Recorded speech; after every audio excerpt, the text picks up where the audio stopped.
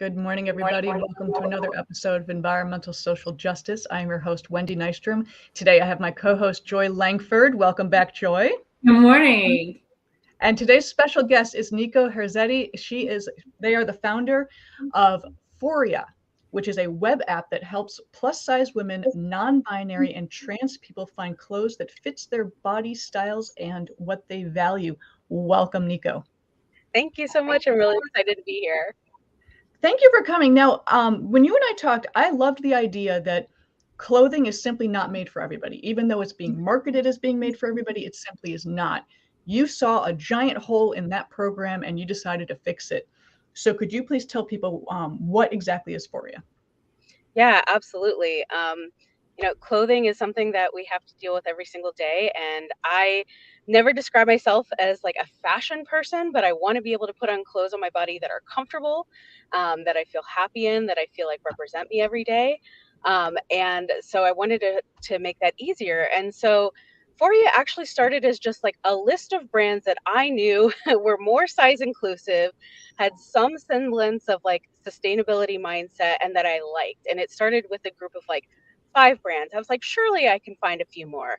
And I did. And I made a spreadsheet. And then I was like, oh, maybe I can find a few more. And that turned into a massive database of brands that actually could fit me, that I thought were like great companies. And I was like, I want to make this something that is much easier for people to interact with. So my background is in building digital products. I've been on the UX side of that for a long time, specifically in content design. And so naturally, I was like, we have all this wonderful information that's really hard to find right now. Yeah. How can I make that easier for other people, not just myself? And so I built Phoria, and the really basic premise of it and how it works today is you literally just enter your body measurements. I have built it so the database filters out all the brands that don't make things in your size. And then you can actually filter that down even further through like, I want to buy from brands that are actually run by plus size people, or are B Corp, or are BIPOC, or women led, like all of those other secondary qualities. Like when something fits you, what are your other like qualities that you would like to shop by? Phoria lets you do that. That's fantastic. I mean, I'm sorry, Joy, I cut you off. No. I think it's wonderful. It's more about functionality, which is really where I think clothing is going, especially post-COVID. Oh, yeah. Yeah, people are looking for comfortable. Nobody's wearing suits and ties to an office. And we just all want something that flatters, you know, our bodies, which isn't showing too much anymore. Like it used to be in the older days, but just being more functional. Yeah, I've had some really interesting conversations with people where I ask them like, how did COVID affect how you approach your wardrobe? And it really has like raised the bar on things must be comfortable. I spent too long in comfortable clothing to go back to things that are not comfortable, and people are becoming even more pickier about that. So it's not just, do I like the way this thing looks? It's also, do the tags bother me? Are the seams obnoxious? Like, does the fabric feel terrible? Like those details where I think people, notice those things before, but like we really have a higher bar on how things feel. And I love that people are thinking that way. My real corporate job, we had to wear pantyhose.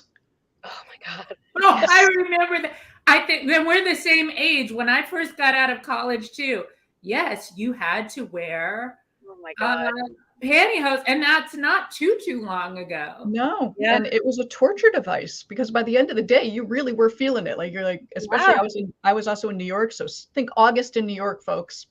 Yeah. Not good. Oh no, thank you. No, thank you. Comfort is key, and what I like is you were also focusing on inclusive sizing. Yes. Inclusive brands. Yes. You were really highlighting people that might be overlooked. Yeah, that was also part of the challenge that I had, is that I would have this experience of like having a brand advertised and they would be like, we're size inclusive, we go up to 5X. And then you would get to their website, and as a larger person, the very first thing I do before I fall in love with anything is I go straight for the size chart, and I'm like, am I actually on this? And I've heard this from other folks as well. Am I actually on this, or am I barely on it? Or like, is their sense of a 5X my sense of a 1X? Because there is no standard sizing in brands, in clothing in general. It's all over the place. Oh, it is. Yeah. Yeah. I mean, no matter who you are these days, you try to buy something like, let's say, off of a website where everything comes from China. You put in that you're a medium or a large, and it's definitely coming back as an extra tiny small. Yeah, Oh, there's standards for it. And so that's why I went to body measurements of like, especially larger folks tend to know their measurements because they have the experience that I have of I got to go to the chart. And so there was no point in talking about size differences. And actually, to emphasize that point, early in creating Phoria, I looked at my size, like based on my measurements in 100 brands, and I was anywhere from an XL to a 5X, anywhere in there. Oh yeah. Yeah, I could be anywhere on that spectrum. And to me, like that wasn't that surprising because every single brand approaches sizing differently. And that's just the experience that people have. You don't have a size, you have a body. Yeah, and well, women's clothing. If you go to the men's department, it's like, are you 42 long? How long's your sleeve? How big's your neck? We're small, Yeah. medium, or large. We fit in 3 categories. Yeah. Yeah. Yeah, it's interesting because like to be honest, like clothing is sort of magical when you think about it. You're taking a 2-dimensional piece of fabric and having fit it to a 3-dimensional body. And women's bodies tend to have a lot more complicating factors compared to what they expect men to look like. They expect men to be essentially an inverted triangle or a rectangle. That's what, like when we talk about gender in clothing, what they actually mean is shape in clothing. And they expect women or people with women's bodies to be an hourglass and just like bigger or smaller hourglasses. But in reality, like we all know, like bodies come in all kinds of shapes, and mass manufacturing just doesn't, it's not able to account for that very well. Oh, absolutely. I remember as a kid, being trying on clothing and be like huge on the top, tiny on the bottom. It's like, so clearly I'm not the normal. Yeah, it's so, but it's so normal. But that's the thing, you're made to think it's not normal. But so many people like have those exact kind of issues where they're like, I'm just different sizes on top than I am on bottom, and I can't shop that way. Yeah, and it actually kind of messes with your head, especially when you're a young kid trying to fit into the norm. Yes. I do like what I see nowadays where people are discarding what is normal and saying, this is what I am. Yes. Work around me. But I really want to highlight when you and I are speaking, who is making the clothes? So you're focusing on the all-inclusive people, the people that might be overlooked. Could you explain to people, a lot of these fashion brands are actually owned by private equity firms? Yeah. Yeah, it's really interesting. One of the other things I did with Phoria is I kind of wanted to ask the question of like, who is making the decisions at these companies and who is profiting from the company doing well? I'm the type of person who wants to think about those things. Where is my money going? Not only ideally to something that I like, but a company that I like as well. And as I started to do that digging, maybe a great example would be Lane Bryant. So Lane Bryant has been around for a very long time, like early 1900s. Amazing origin story. Lane Bryant was a real person. And she was like a single mom running a business out of her apartment, the first person to offer maternity dresses commercially. Like they just didn't exist at the time. What? Yeah, and then expanded. How many years have people been getting pregnant? I know. They had to fight a newspaper to get an ad in for maternity dresses because it was like, we don't talk about this. But it's like, people need this. People need this to have comfortable pregnancies. Incredible. She was an orphan. She like came to the States alone at 16 and worked basically in domestic sweatshops because that's what we had at the time. An incredible story. And then she moved into creating clothing for larger women. Her company was incredible in terms of like the benefits they had for workers, just absolutely stunning. I have to look her up. Yeah. I mean, I know the brand, but I didn't know it started as maternity wear. I had no idea. I just had the question one day of like, what is Lane Bryant's origin story? And it led me down this path. And I was like, this is absolutely incredible. But then what I found is like after her death, it stayed with her sons for a while, but ultimately it was purchased a few different times and ultimately ended up in the hands of private equity firms that continue to run the brand today. And like that's a very different focus than this one person who was like, I am passionate about serving this part of the market that is not being served adequately. I'm passionate about making quality clothes that fit people well and make them happy. Like literally their newspaper ads were like testimonials of larger women who are like, I have never been so happy with the clothing that I have.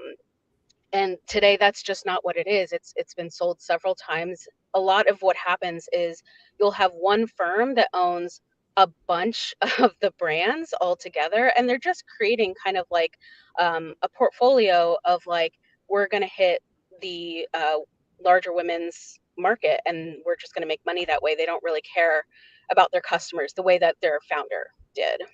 And one of the things with that is the quality. You looked into Yeah. seams, you looked into stitching, you looked into fabric, all of that Yes. changed. Yeah, it's really fascinating. People often don't know what goes into making a garment, and I understand, why that is, because we're so accustomed to what's called ready to wear, off the rack kind of clothing. You're basically deciding if you like how it feels and looks on you, right? But in reality, there are so many components that go into whether a garment is going to hold up, whether it's going to last through a bunch of washes, if you're going to be able to wear it more than 6 months or a year. Like good quality Yeah. clothing should last you a while. And that kind of comes down to details that we don't necessarily think about, like not only what is the fabric, like is it, a poor quality like plastic type fabric essentially that you're going to sweat your eyes out, or is it something that's actually going to hold up to a bunch of washes and change with you? But then how is that fabric cut? Like this is a level of detail I didn't really think about. But what happens in mass manufacturing is, rather than when you make clothing yourself, you're hand cutting it, there's a machine that basically does like a big cut. And it means that most of the pieces are going to be mostly right, but you're going to get variances on a piece within a size because it's just not made Yeah, to be it's a perfect. stack like this. It's not Yeah. individual fabric. It's a stack, and it just cuts Yeah. down so things are going to move. Yeah, and if it's cut off the grain, it's going to twist on your body in certain ways. So like just Wow. the level of quality assurance that you can do when you mass manufacture is not the same, but they don't care because they're not expecting those things to last that long. And in fact, by design would prefer for them not to last long so that you'll come back and buy more cheap clothes. Yeah, it's a rabbit hole we went down that actually Joy and I have talked about this quite frequently of the fast fashion world. Is the model is to keep buying, Yeah. keep buying Yeah, it. to have new designs every single week, and to be producing new stuff all the time. Yeah. And yeah, just keep people hooked. And also what you tend to notice with companies like that is like they seem to always be running a sale. Like there's always a sale on, as Very opposed true. to, yeah, ever having like, hey, we're going to have some stability. We're not going to try to drive your FOMO into making you purchase something. Yeah, it's not great. Well, how's that working right now in the midst of people really not, purchasing high-end clothes or But even the high fancy end is things not to made go to that great work? anymore. Yeah, I mean, there are definitely, that's something I think about all the time. I'll put it that way. Like the question of like, how do I afford things that are going to last, but they're a high upfront cost? One of the most common ways that people will talk about this, and the way that I think is helpful to think about it, is cost per wear. So like, if you buy something cheap that you're ultimately going to have to buy again in 6 months and you only got a few wears out of it, is it really cheaper than the thing that's going to last you 3 years that was more expensive? So that's a good way to kind of think about it. That said, like there's the reality that there's a higher upfront cost. And what I've seen that's really interesting is like a large number of companies offer buy now, pay later options. Even small companies are offering this. It's not exclusive to the big ones. And in fact, some of the big companies don't offer it, which I find really interesting and maybe a little telling, that they're like, we're just going to sell it cheap and you're just going to pay cash, versus the idea of I'm going to get an investment piece that is high quality enough to last me a while, and I can spread those payments out over time so it doesn't feel quite as intense to buy that piece right up front. So that's one of the ways that I've seen that being addressed. I'd actually never thought of it in that sense. When I would see the, buy now, pay later, or pay over time, I got worried about people buying in bulk of, I want Hmm. this and this and this and this and this and this, and I'll just defer payments. And then they get Yeah. themselves into trouble. Investment pieces, that's a very good way to think of it. If Yeah. you want to buy something that's very high quality, Yeah. And that is more expensive. That is a way to spread out your payments. You know, I Yeah. never considered that. Yeah. And when one of the things, just continuing down the sustainability route, a lot of these companies, you know, well, Joy, I actually want to bring you on this one. The water issue. Fashion uses a ton of water. Yes. And it's not being replenished.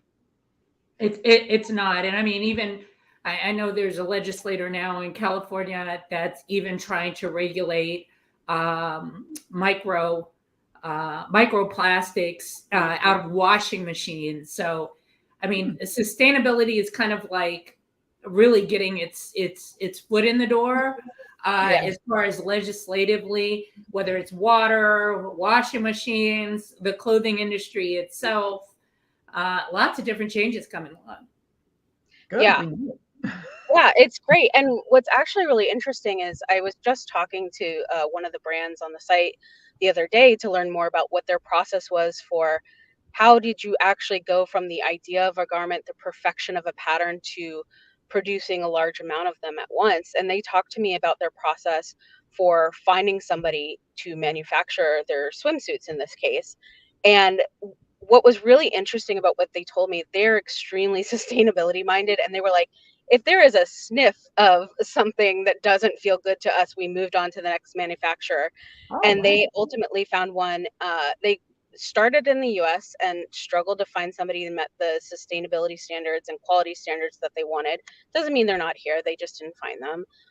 But they ultimately ended up with someone in Vietnam. And what they said was they went on site, they saw the factories, and they're like, the factories here are so ahead of the curve in terms of knowing that this is the direction that fashion is ultimately needing to head in, and that people are going to demand it. Like, there's growing customer demand for, we want to know where our clothes come from. We want to make choices. Like, what I tended to see as I look through these hundreds of companies that are on Phoria is the larger companies tended to say less about how they produce their items, where things came from, how they vetted their vendors.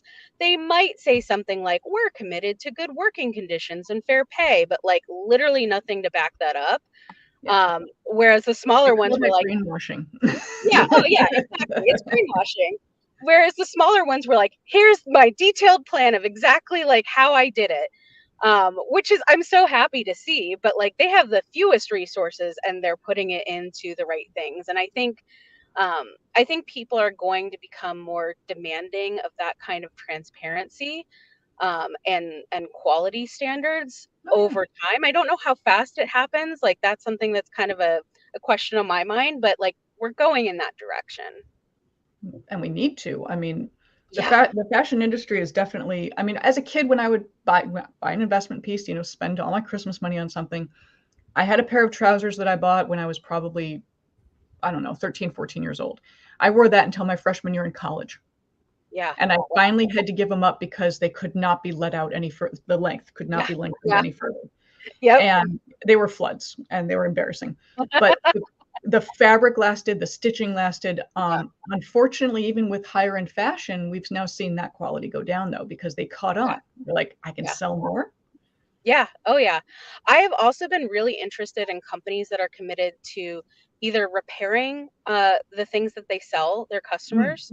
That is not widespread yet, but I would love to see that become more common, because I think not only is it good for the customer, but it's good for the brand to know, where did this wear out? Where did we go wrong? Like, what changes should we be making to our approach to continuously make better stuff? So that when you buy something, you're not just buying something crappy, you're buying a really good quality thing. And then the second thing is taking back what they create. There are very few companies that do this. Patagonia is obviously a notable example of companies that say, like, what we put out into the world, we are responsible for forever. And when you're done with it, when it can't serve you anymore, when we can't repair it anymore, give it back to us, and we are responsible for figuring out what to do with that. Yeah, I think that is, in my mind, the best possible mindset that clothing companies could have, because they have like a dog in the fight, right? They're like, we want to make these things so they don't come back to us any faster than they absolutely have to. Yeah. I think that could go a really long way to pushing companies to think more about sustainability, because there's a cost to not being sustainable. Well, that, and when you brought out the right to repair, which means, something wears out or rips, that used to happen a lot, like especially with leather goods. If Yeah. something broke or a strap broke or the stitching came out, most companies would fix that. And Yeah. unfortunately, people started to abuse it. And I knew one person in particular, LL Bean, I believe still has the fact, if it rips or tears, return it, we'll replace it. Yeah. And I had a sleeping bag and I abused the hell out of that sleeping bag. Geologist, okay, a lot of time in the field. A lot And of a times. friend of mine, I'm like, I need a new sleeping bag. This thing's just gone. And a friend of mine said, oh, just rip it in half and send it back and they'll send you a new one. And I thought, that's messed up. Yeah. That's abuse. And I Yeah. think that's why so many companies stopped doing the right to repair, because people were abusing it. Yeah. And I that's think not okay. that's really interesting. Actually, like I had a similar experience, but kind of the flip side of it. So I bought a hoodie for my spouse, who's very hard on hoodies. He's a wheelchair user, and so they tend to fray at the cuffs because they're being pushed against his wheelchair. And this hoodie was sold as like, this is made to last for 10 years. Like that's what we set out to do. And I was like, all right, well, we'll put it to the test. And lo and behold, a year in, same problem we always have happened. And I reached out to them like, hey, can you fix this? And they just sent me a replacement, which like some people would be really happy about, like in the situation you're describing. But I was like, the whole reason I bought this is because I didn't want to keep creating more waste. I wanted to have something that would last longer, that could be fixed. Like repair is the desirable option here. Yeah. Those are replaceable parts. I literally did it myself. I learned how to do it myself on his hoodies because I'm like, this isn't changing. He's always going to be hard on these things. But like, I wanted the company to help me do that because that wasn't something that I was particularly skilled at doing at the time. And I was really trying to figure it out and not mess it up. But yeah, I would love to see more companies do that, because my goal is not to always have a perfect item forever. My goal is to get the most I can out of whatever clothing item I have. You brought up something that was very popular in the 1800s, early 1900s, and that was interchangeable cuffs and collars, men and women. You'd have your base shirt, you would add a cuff, or if it was women, different decorative cuffs, different decorative collars. So you would always kind of change up your outfit. Yep. And then as the shirt wore out, or as the cuffs wore out, you would just replace that one piece. Yes. Yeah. And the idea of like clothing adapting to you is a really valuable idea. And to build on what you were saying, like a lot of times people would have a shift underneath their clothing, and that's what absorbed everything your body put out. That's what got not nasty and you had to wash regularly. And then the next layer or two of clothing didn't have to be put through the wash all the time, which is, decaying like the fabric and the fibers, right? So Exactly. like it was built to last because of the way that your clothing was structured, or you could interchange pieces. I really love companies that build clothes specifically to change as bodies naturally change, because that's what bodies do. I love what I've seen with like wrap pants or wrap dresses, where it really can accommodate several different sizes that you might need over time, because I do think that's a big reason that so much clothing, at least from consumer homes, ends up in a landfill is, look, I gained 10 pounds and all of a sudden I can't wear these 3 pairs of pants. Like that's kind of silly. Like that's kind of built to, again, going back to, it supports buy more instead of, hey, our clothing should be serving us, not us have to constantly buy and buy and buy and buy. Oh yeah, men's trousers used to have a thing in the back. It was like a slide, and the fabric would go through it, and you would just adjust. Yeah. You could tighten or loosen. Yeah, absolutely. Like, give me that. Like, I won't buy anything that doesn't have elastic in the waistband anymore, because I'm like, I just don't have time to worry about this and to have to shop every time my body changes. Like, that's ridiculous. I don't want to do that. Yeah, and we all change. I mean, we all fluctuate. You have different, even depending like literally at our age daily. Like Yeah. pair of pants might fit when a couple of days you have that big meal, All of a sudden you're like, oh, not so. It's a little snug today. Yeah. Yep. So, Nico, how can people work with you, find you, get involved with Phoria? Yeah, so you can go to phoriafits.com. It's PHORIA. Oh, I have it on my thing. phoriafits.com. And it's a free to use resource. And I include as many brands as I humanly can. It's something that's always evolving. There's literally always new brands getting added in. And I love hearing about small brands in particular. And it's been really, really rewarding for me to talk to those brands about like how they've done what they've done, the challenges they faced, and how I can help support them. So whether you're shopping or whether you actually run a brand, I would absolutely love to hear from you and hear what you think, because that really helps me make things better and ultimately grow this thing in a way that'll work for people. Oh, yeah, data's important. Data's king, especially with sustainability. Oh, yeah. Yeah, Joy, did you have any questions to follow up with Nico in the end, or? No, I look forward to following you and seeing where this clothing industry is going, because I see it's changing pretty drastically.